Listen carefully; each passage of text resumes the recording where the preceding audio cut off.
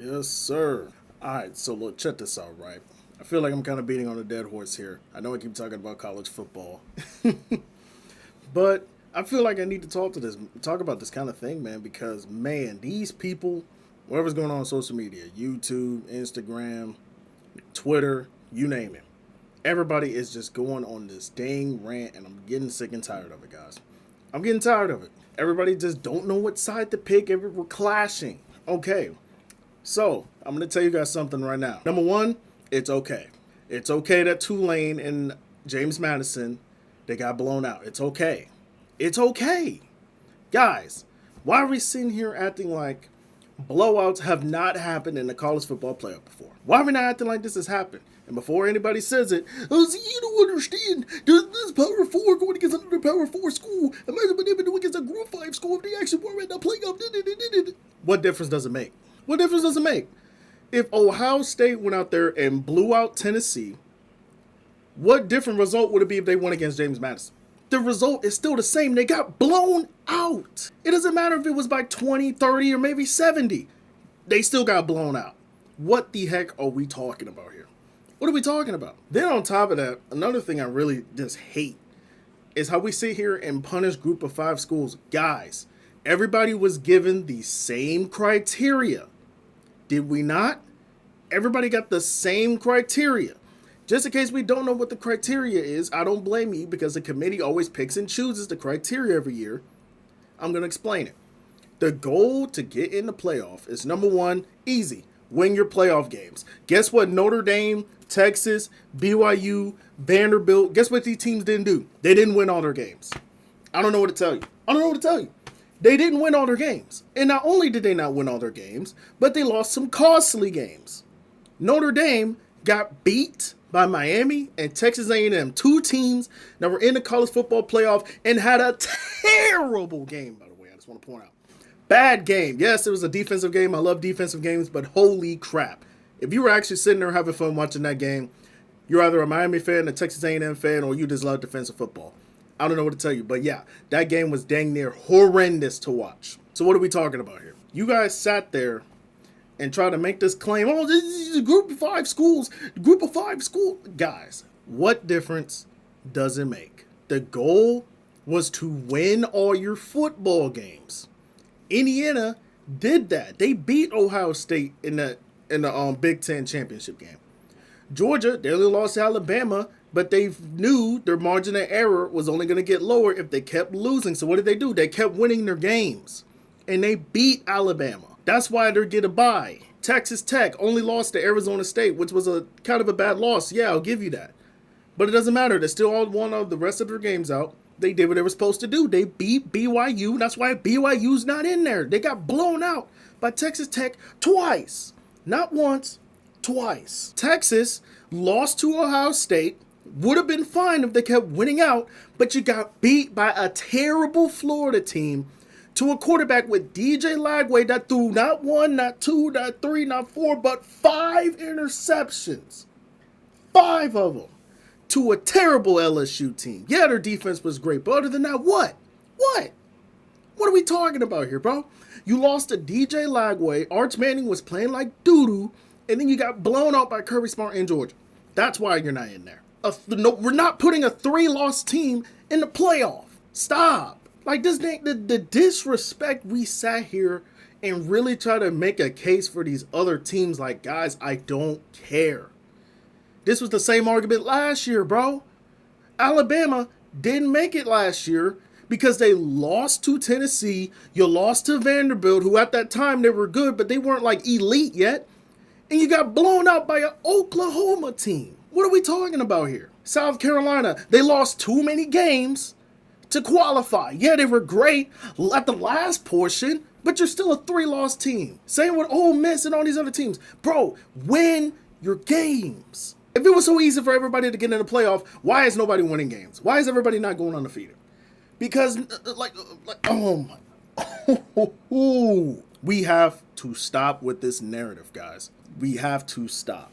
The reason we have this college football playoff the way that it is with all those conference championship bids is literally for a one Group 5 school at the bare minimum to get in there. So even if it just went perfectly like the way it was, like let's just say, like Georgia, Indiana, Texas Tech, and the ACC. Well, Duke was a 5-loss team. They're not in there. But let's just say hypothetically it was Miami and Virginia, right?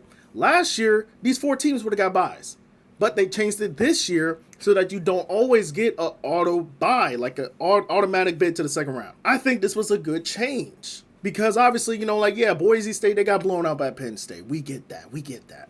But are we going to sit here and act like Arizona State didn't stay competitive with a tough Texas team last year? And everybody was saying Arizona State was garbage. And yet they kept it close with Texas, who was supposed to be an elite team. What are we talking about here? SMU didn't get punished for losing in the state game, in the ACC championship game. Yeah, they got blown out by Penn State. But you see what I'm saying, though?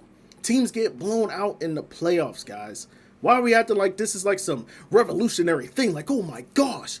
Like, guys, I don't care if they go against Tennessee, if they go against Notre Dame, or if they go against Tulane. If the result at the end of the day is still a blowout, it doesn't matter if it's by 20 points, 30 points, 40 points.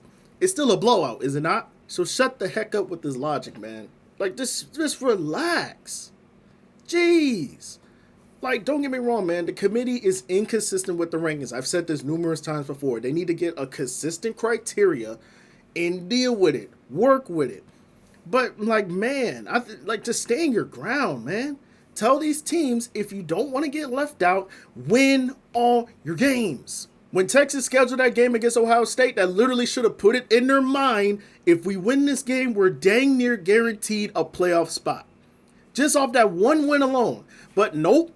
You lost because Arch Manning was terrible that game. And everybody's sitting here saying, see, we would have played a cupcake team. We would have been in the playoffs. Guys, you still have a ton of schedule on your schedule. Like, this is why I say this argument is stupid when they played Ohio State. This is why I say it's stupid. You can lose the Ohio State game, but just know your margin of error is only going to get lower. If you keep losing games, your margin of error gets worse.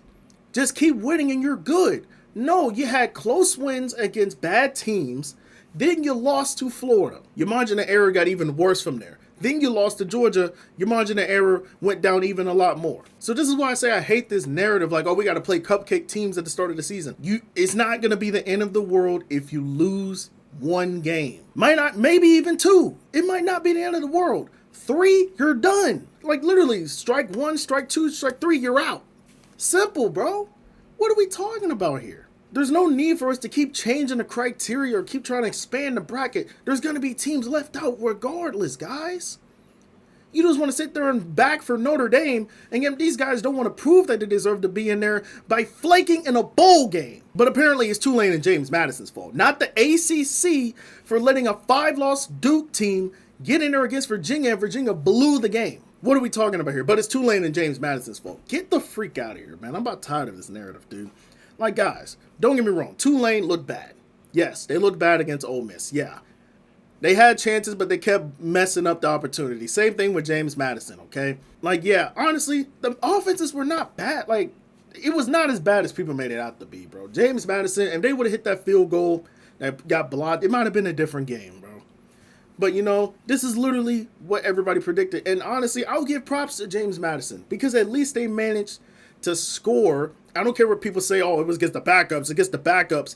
If the backups that everybody was claiming to say are better than the James Madison starters, all right? Everybody was sitting here saying this.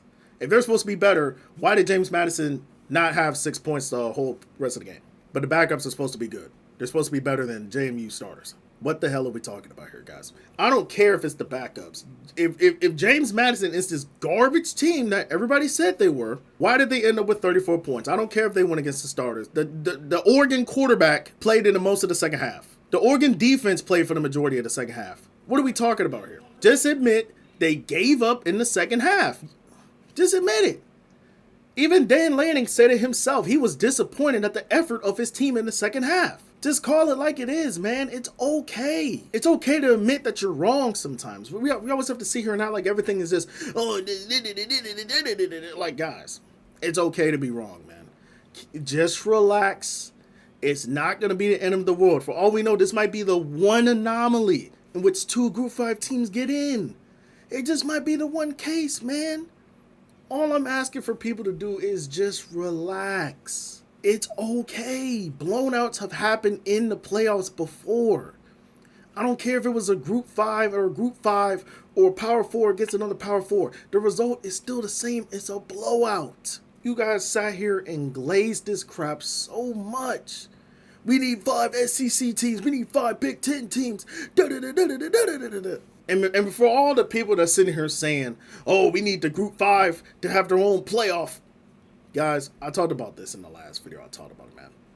This would be a B title. This would be a B title to the A title national championship. This is kind of like let's say WWE, for example. We know in SmackDown, that's the most prestigious title. Who cares about the Raw championship? Nobody cares. We want the SmackDown one. That's the one with Roman Reigns' 4-year title reign. Nobody cares about Seth Rollins. No offense to Seth Rollins, but you see what I'm saying though, bro? Why would Tulane and James Madison want to compete for a B title when there's possibly an opportunity to get the A title? What are we talking about here? Like, if we go to it, I wouldn't be mad, but let's be honest. If the national championship game came on around the same time or somewhere like that, are you really going to sit there and watch it? Be honest with yourself. All these people saying, oh, the group 5 need to have their own playoff. You know you're not going to watch it. You know you're not going to watch. You don't care about Tulane and James Madison. Why would you care about a group 5 playoff? Shut the hell up with this logic, bro.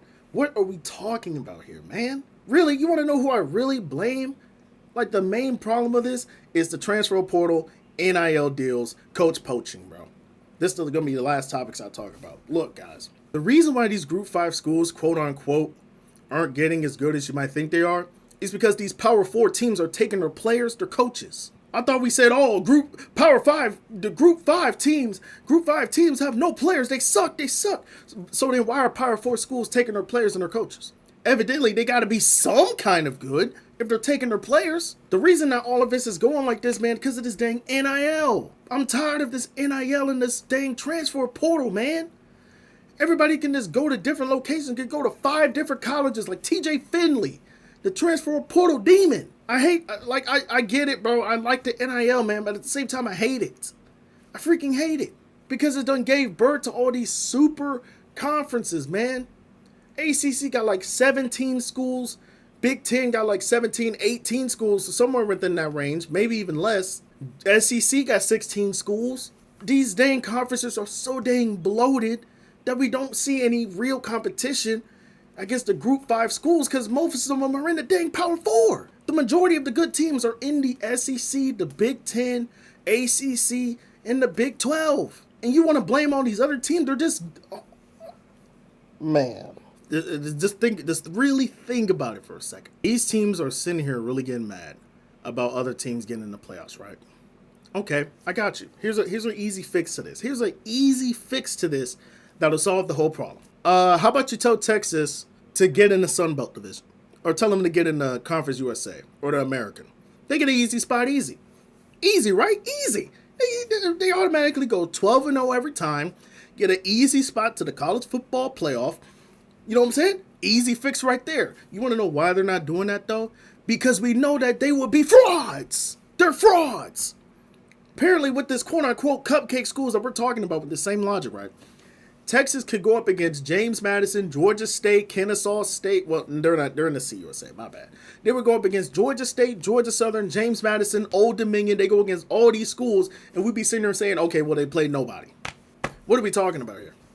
They can sit here and play no real opponents, right?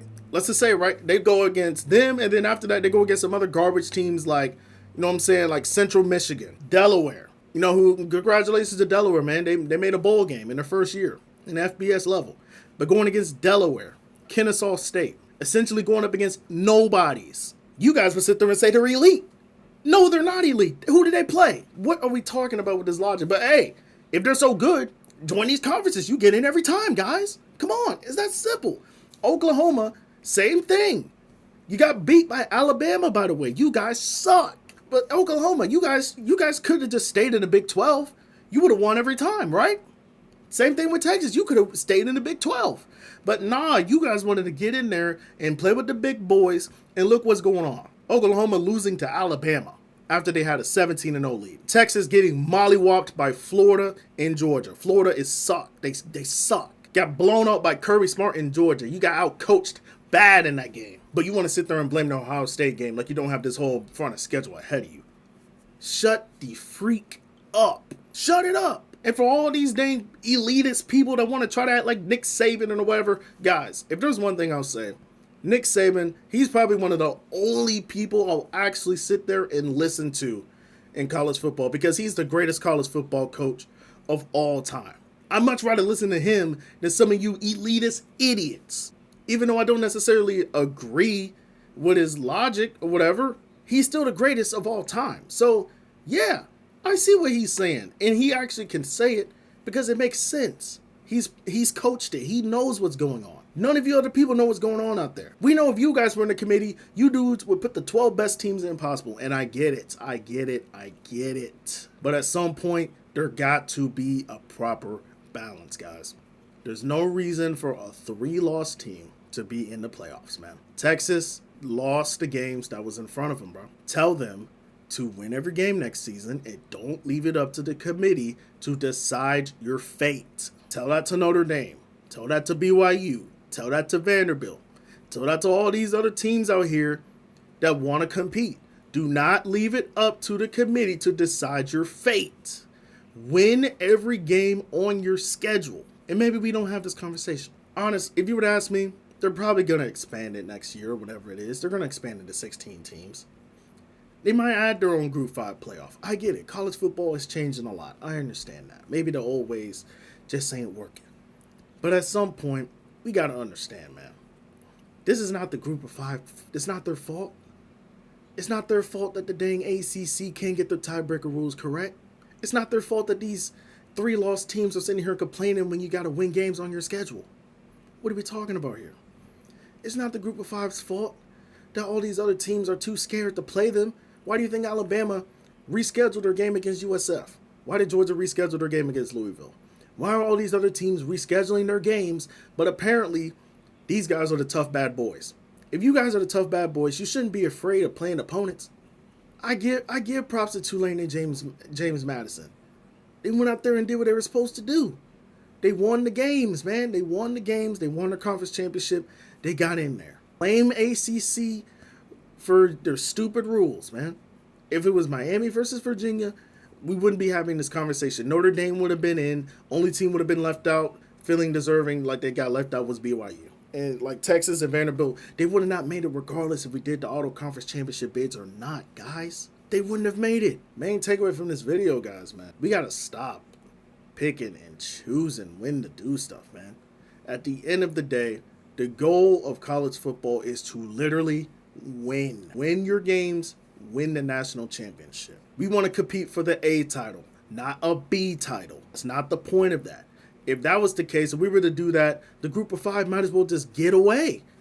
It's all SEC, ACC, Big 10, and Big 12. You want to know why they're not going to do that, though? Because it makes no sense. We want the most money possible. Why are you getting rid of all these teams that are giving you money? I just debunked every single thing you guys are sitting here talking about. Every complaint, every argument, I debunked every single one of them, bro. And if one of you people that disagree with me in this video want to challenge me on one of my takes, go ahead. I challenge you. I challenge one of you to try to go against one of my points. And I guarantee you, I'm going to cook you. I'm going to cook you so bad, you're going to wish you never even started it. Don't sit there and watch freaking Josh Pate, who I love, don't get me wrong. Don't sit there and watch all these other people and try to use their claims to make your argument. I'm going to know immediately.